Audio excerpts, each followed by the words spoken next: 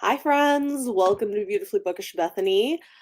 Today we're talking about reading stats. Also, excuse me, I feel like I look and sound slightly off because I had to have some dental work done this morning and I am still a little numb. So I can't quite smile normally. That's why. Hi. Hey, Beth. Hi, Malka. Hello, Tara. Hey, Heather. Hi. How is everybody doing? So I have some slides for you because of course I do.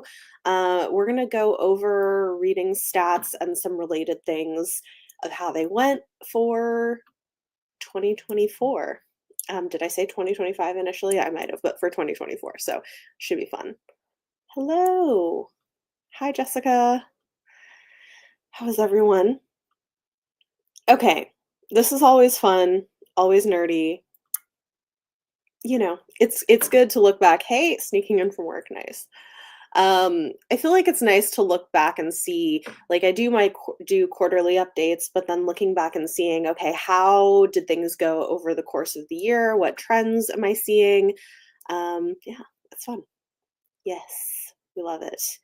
All right, so here's what to expect. We're going to go over reading stats, a little bit of spending stats. I'll be honest. I did not do a great job of tracking audio book purchases this year. I started out strong and then fell off, so I'm just going to talk about physical books because that I did track. And then income and goals for the coming year. Since the last couple of years, I've tried to be transparent about what does income from this look like. Also, I think it'll makes it clear why I'm job hunting for something full time. Okay, so start with book stats.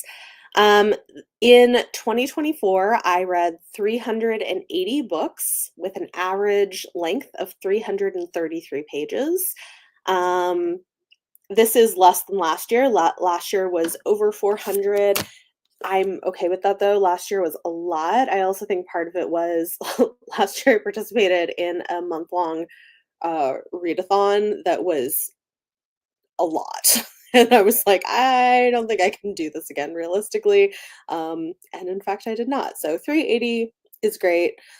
I usually set my goal at like 200 or 250 because like the goal is not to read more. It's like I prefer to have goals be specific books that I want to get to. Total pages read was 126,690 for an average daily page count of 347. This does include audiobooks, which we'll talk about formats. But yeah, on average, I was reading the equivalent of around 350 pages a day, which is like a small to mid-size book, like your average romance, a small fantasy. That seems about right for me. So, yeah. All right. In terms of books per month, you can see the exact numbers here of what I read every month. But I do think it's interesting to see that the month that I read the most was May, which is kind of surprising because I'm usually pretty busy in May and I'm not sure what happened. I feel like I read a lot more than I expected to. I usually read a lot in January, so that is one of the higher months. My lowest month was June, which you know, we had a lot going on in June. It was the last month of school for my kids, and we were getting ready to sublet our apartment and leave for the summer. So I had a lot on my plate. But the most I read, oh man, in May was 43 books, and the least was 19. So I'm typically reading at least 20. Okay, and then here's how you can see it just kind of broken down by percentages, months read. Let's see what so May made up 11.3% of my yearly reading, which was the most that I read in the year. Looking at genres, this is interesting, not surprising to me, but there was an interesting shift that happened this year. My most read genre is usually fantasy, and that continued to be the case. It was 29.5%. I think it was 30% last year. So a big portion of my reading is fantasy. Romance is also very high, not much lower, 27.1%. And this is combined of, like on the graph, it's broken up into historical romance, contemporary romance, and speculative romance. What happened in March? It was pretty high too. Oh, let me look. Yeah. Yeah, March was like 10%. I read a lot in March too. I don't know. Um, so the thing that's different this year is that normally the third place in this category is science fiction, and this year was a big year for horror for me. 13.4% of my reading was horror, which is up from what it's been in the past. I feel like that's slowly been growing every year. Um, since I've gotten into the genre, and sci-fi was only 8.2%. But those four genres make up the vast majority of my reading. The rest of the genres that I read were about 21.8% in total. And so that's split up amongst, nonfiction, historical fiction, contemporary fiction, mystery, thriller, etc. Age groups. This is not too surprising. This is about what I would expect. So, I did read primarily for adults. A little over 70% of my reading was books targeted at an adult audience. YA was actually a little up this year, I think, almost 25% YA. So I do feel like I was reading more this year than in the last couple of years, which is interesting. And then middle grade made up 5% of my reading. In terms of format, audio is right there, 65.5%. This is making up a huge chunk of my reading because I can integrate it into everything that I do, but I am reading a lot of other formats as well.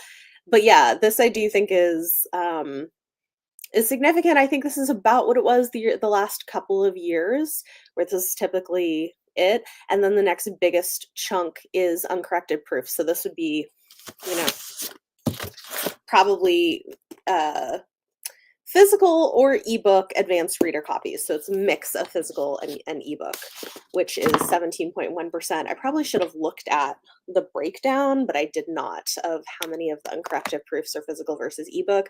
But I tend to read, fewer ebooks. Only 2.1% were regular ebooks. So most of my ebook reading is advanced reader copies.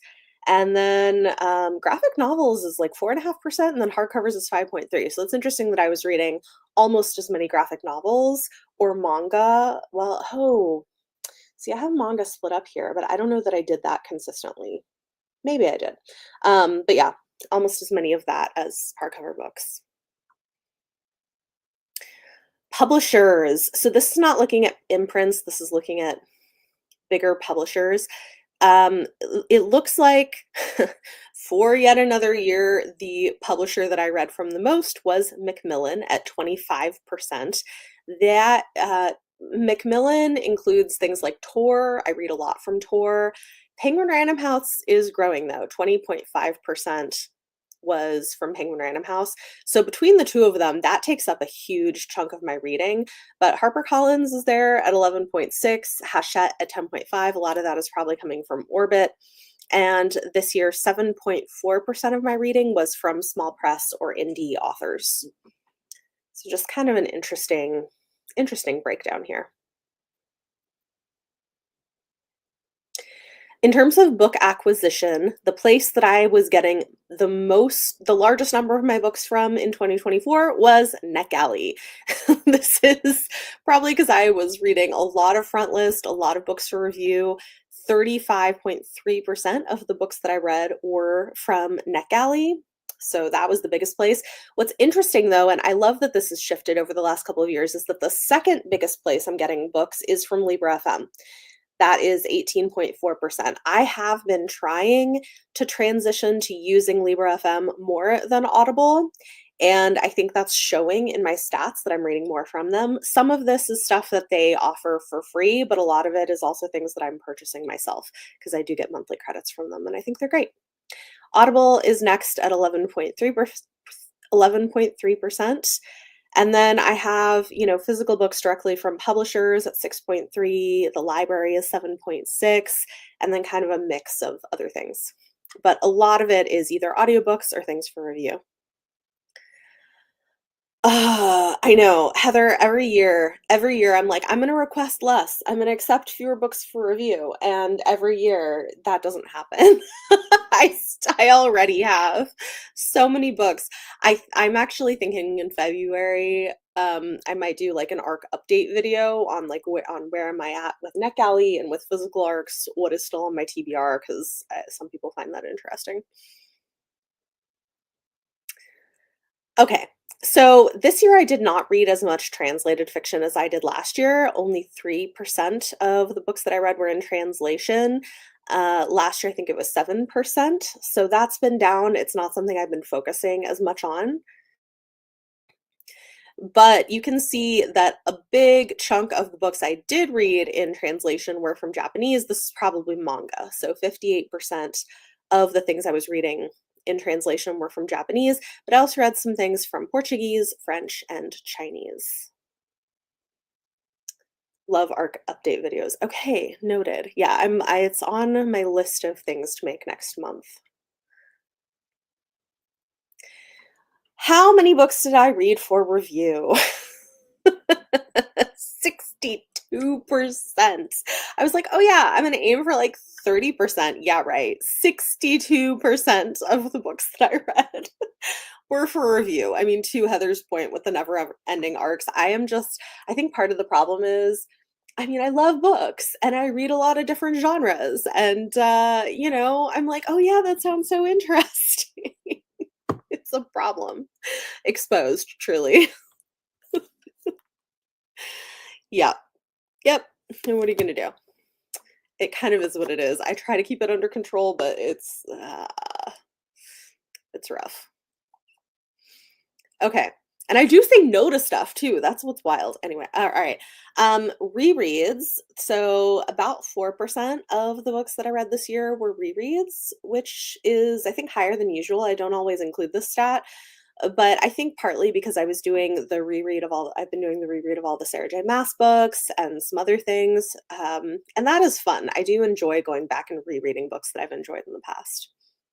So I'd like to do more of that. Publication year. The earliest published book that I read this year or this past year was from 1899. That was The Awakening by Kate Chopin, which was a very interesting book. I did not read much prior to 1900. That is the only book that I read that was published prior to 1900 this year. I read 12 books published between 1900 and 2000, which is 3% of my reading. I read 133 books published between 2000 and 2023, so more recent backlist titles, that's 35%. And then maybe unsurprisingly, the majority of my reading was things that came out in 2024 because 62% of the books I was reading were for review. So 57% of the things that I read came out in 2024. And then about 4% was 2025 releases that I read early. Star ratings. So my average was 4.1, which was actually up from last year. And this year, I did not give any books 1 star, which is really fascinating. In past years, I think I've DNF'd a lot more books that I would have rated lower. And so because of that, you're seeing my ratings trend higher.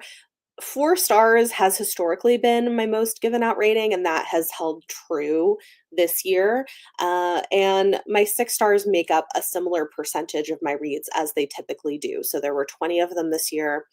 Yeah, that's percentage wise pretty typical. But yeah, I think it's interesting. That's definitely less lower rated books. And as far as the books that I did rate low, that video just went up. Is only available for patrons and channel members this year, and I actually need to remember to private it soon. So, but yeah, that was interesting. Yes, the Kate Chopin book is very queer coded, I agree. The Pub Your Stat Yeah, I think the Pub Your Stat is interesting too, when I'm picking things up. I think this is true. I do think I am getting better and better at knowing my taste. I'm DNFing books. Yes, DNFing does help reduce low ratings. I've been doing more sort of like quietly DNFing things and not reviewing them. I've been doing it already this month, and it's kind of nice. Okay, next we're going to look at author demographics. So, country of origin. This is pretty typical. 73% of the books that I read were authors who were born in the United States, and that is usually the biggest part of my reading. I do try to prioritize books by authors who are from other countries, but still, just because I live here and it's what I have access to and what I'm picking up is majority that. But I do think it's interesting that more than 25% of my reading is people from other countries. And then this I think is really cool. The spreadsheet that I use generates this map that shows the different parts of the world where people or the authors are from. So I think this is kind of cool. Obviously, the US is green because I read the most from there, but you can kind of see everything else is pretty scattered. It's not just Western countries, although some of it is. It's kind of, I like the visual. I think this is really neat. In terms of race and ethnicity, I talk about this every month. My goal is to read around 50% from Black, Indigenous, and person of color authors. It's something that I find really important, and I'm gonna keep doing it. And especially with like the ending to all the DEI stuff in the news, y'all. I'm like, well, like I'm gonna keep prioritizing authors of color. So this year, it looks like just over 50% of books that I read were from authors of color. So, what is the, I can do math, 51.3%, which is great. And it's kind of a wide range. The number of Indigenous authors I picked up this year was less than in previous years. So I'd like to see that go up. That was 2.6%. That could definitely be higher, but I read 22.4% from Black authors, 10% from East Asian authors.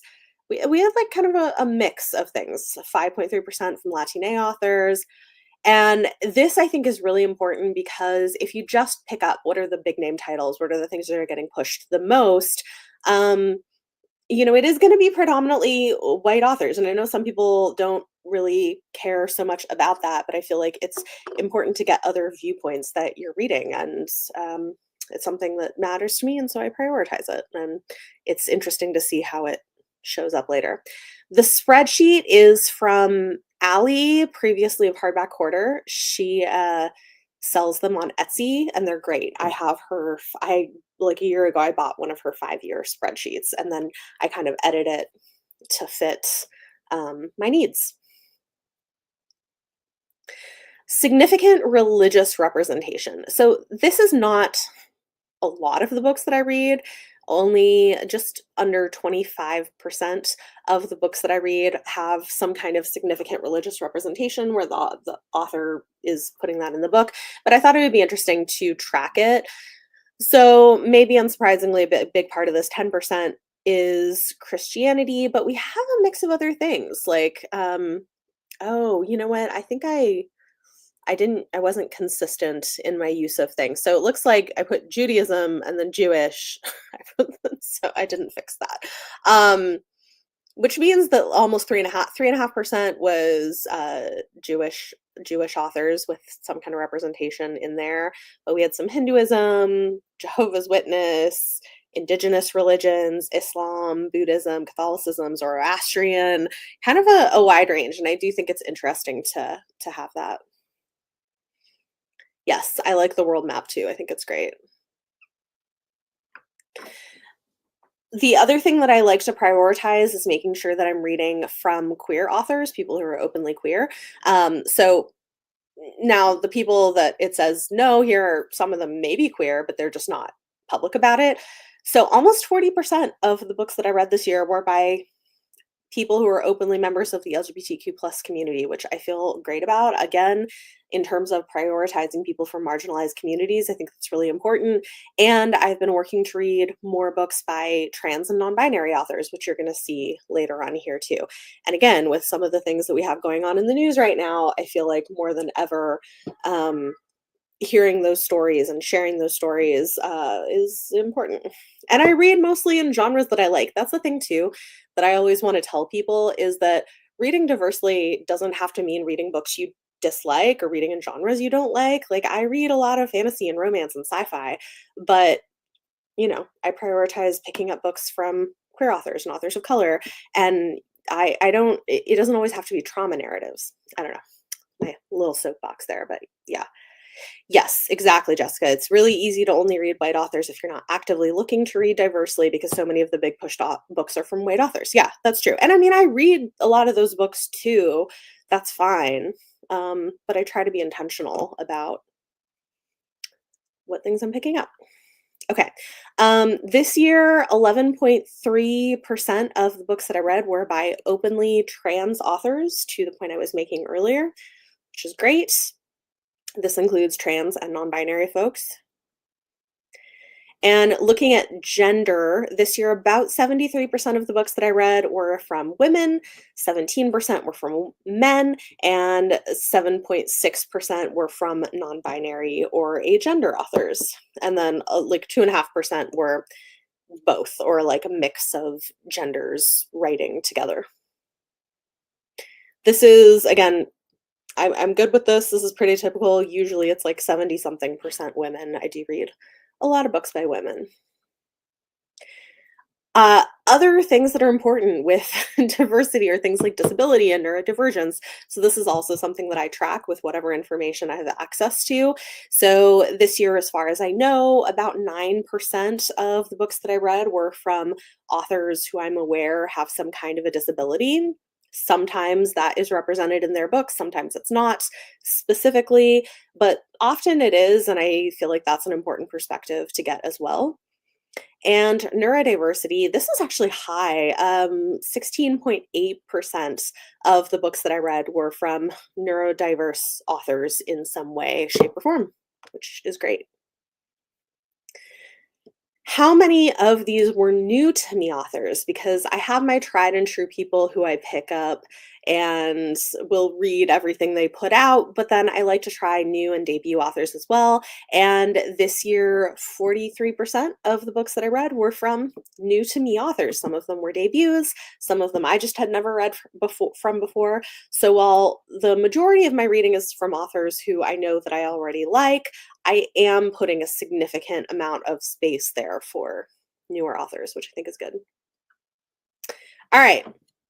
Those are the reading stats. Next, we're going to look at goals, spending, and finances, spending on books. So spending on books in 2024. Again, we're going to talk about physical books because I did not do a good job of tracking my audiobooks. Total books acquired physically this year was 257. And I spent about almost $1,500 on those books, except for like also another 350 on some outliers that were collectible books, because I am a reader, but I am also a book collector, and so sometimes I will like buy special editions of things. So there were two of those that I bought in 2024. So for my monthly average, I deducted the amount that I spent on collectible outliers. So my monthly average was $123.52, which is not terrible. I did also spend money on audiobooks. But, for the fact that I've been doing this full time, I feel okay with this number. Yeah, no, I like it. But 257 is not is it, I don't think that's books I bought. Okay. So let's look at this. So in terms of all those books of where I bought, 30% of the books that came in that were acquired were books that I actually purchased.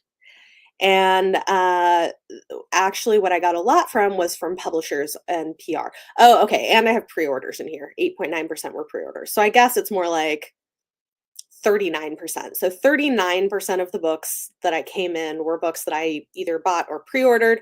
And then about almost 40% of the books that I have were sent to me from publishers or from PR companies for review. I also had some that were gifted, some that I got at events. So this is kind of a range of them. A lot of times the books coming in from publishers and PR companies are the ones that get prioritized more. So yeah, spent like 1,200 on books last year. I mean, yeah. I think especially too, because I do try to buy some books from local indie bookstores, which can be more expensive, but I feel like that's also valuable that you're supporting local bookstores. And so I try to do that. But here's the big question. Did I read those books? So I think I got that number wrong on the first one. I forgot to correct it. It's not 257, 297 is the total. That's not the number that I purchased. I purchased like 39% of 297, which is what? Let me see. So like around 90 books. I probably bought around 90 books. Um, of the books that came in total, books I purchased, books from publishers, etc., I read 172 of them, which is 58%, which honestly I think is pretty good. I DNF'd 16, which is 5%, and left on my TBR as of the making of these slides was 109, which is 37%. So I feel pretty good about that, that over 60% of the books that came in were either read or ended up being DNF'd.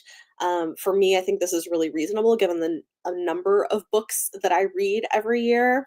Yeah, but it is worth noting that because I read so many audiobooks, the number of books on my physical TBR basically stayed the same the whole year, which is not bad. At least it wasn't growing, but it wasn't decreasing. So I'm working on that this year. And a financial update. So this gives you 3 years because I've been talking about this for 3 years now. So in 2022, from YouTube and YouTube related things, we're going to get into the details a little bit. I made about, on average, $840 a month, which is about $10,000 a year, which I think is a lot less than people would think it was.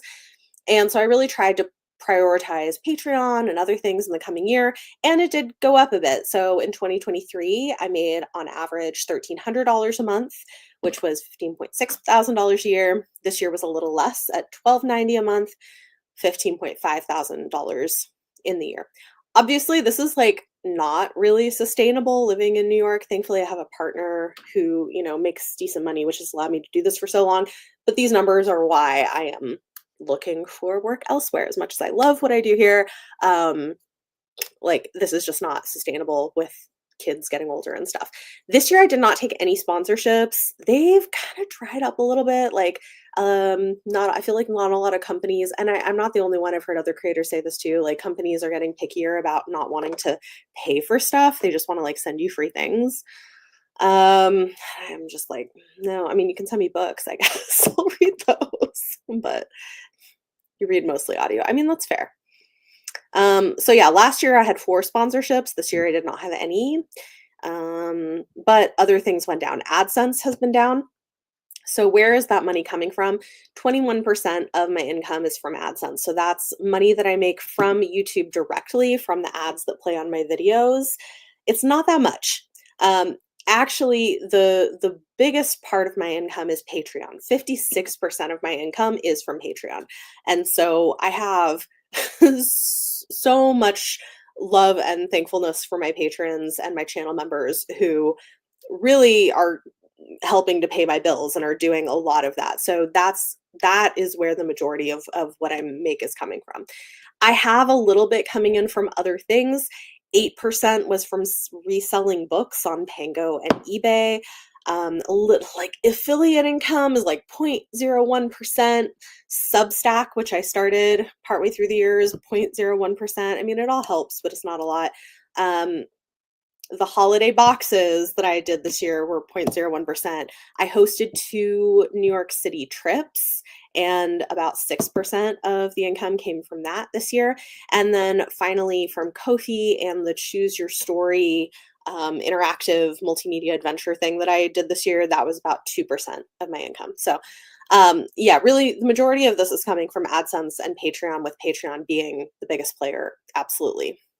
Which I think this is helpful maybe to know that I think there's a misunderstanding of how much creators actually make, because it's not as much as people think for the most part.